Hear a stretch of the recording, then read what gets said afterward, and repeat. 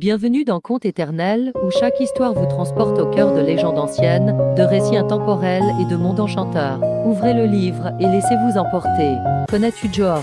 Ce personnage légendaire du folklore du Moyen-Orient est célèbre pour son humour et sa sagesse. Joa est une figure mythique qu'on retrouve dans tout le Moyen-Orient, mais aussi en Turquie, en Iran et même en Asie centrale. Il est à la fois un sage plein d'enseignements et un farceur incorrigible. Ce qui rend Joa unique, c'est qu'il est tout à la fois, parfois un génie qui résout des énigmes complexes, parfois un homme simple qui nous fait rire par ses maladresses.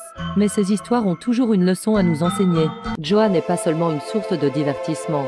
Il représente l'humour, l'esprit critique et la sagesse populaire. Ces histoires continuent d'être racontées et appréciées partout dans le monde.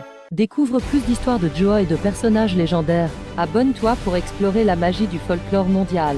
Un jour, Joa décide de vendre sa maison. Un acheteur enthousiaste l'achète, mais Joa impose une condition étrange, il garde un clou planté dans un mur. Peu de temps après, Joa revient. « Je dois vérifier mon clou », dit-il. L'acheteur, surpris, accepte. Mais ce n'était que le début. Chaque jour, Joa trouve un prétexte pour utiliser son clou, suspendre son manteau, chanter une chanson, ou juste s'asseoir sous son clou. L'acheteur n'en peut plus. À bout de nerfs, l'acheteur rend la maison à Joa. « Tiens, reprends tout, et ton clou avec », dit-il en partant. Joa, fier de sa ruse, sourit. « N'oublie jamais, laisse un clou derrière, et tu pourras toujours revenir. » Une leçon sur la persévérance ou l'entêtement. Connaissez-vous cette légende? Likez si vous avez aimé, ainsi que partagez avec vos amis qui aiment les contes éternels. Un jour, Joa et son fils décidèrent de se rendre à une ville voisine avec leur âne.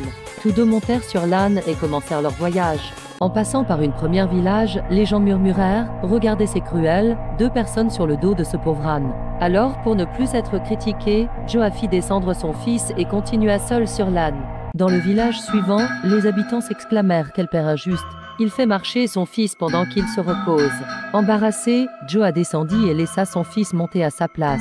Mais en entrant dans une autre ville, les gens crièrent « Regardez ce fils ingrat qui laisse son père marcher pendant qu'il est confortablement installé ». Fatigué des critiques, Joa décida que personne ne monterait sur l'âne. Enfin arrivés à leur destination, les passants éclatèrent de rire. Quelle absurdité! Ces 2 idiots marchent à pied et laissent leur âne se reposer. Alors, Joa, agacé, vendit l'âne. Moralité, quoi que tu fasses, les gens parleront toujours. Un jour, Joa reçut une invitation à un grand banquet.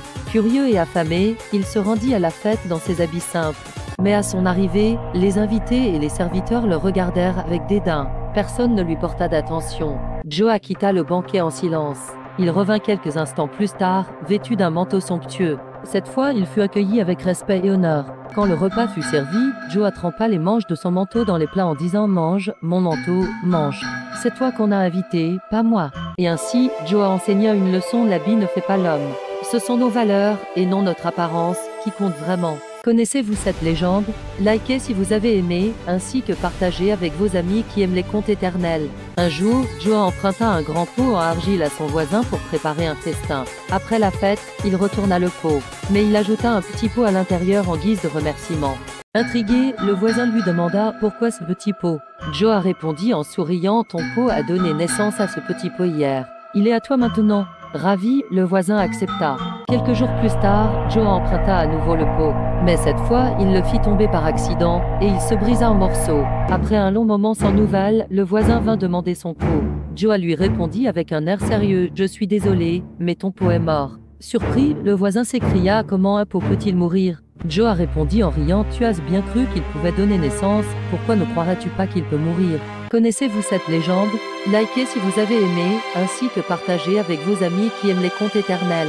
Merci d'avoir voyagé avec nous à travers ces contes éternels. N'oubliez pas de vous abonner pour découvrir d'autres récits magiques et inspirants. À bientôt pour une nouvelle aventure.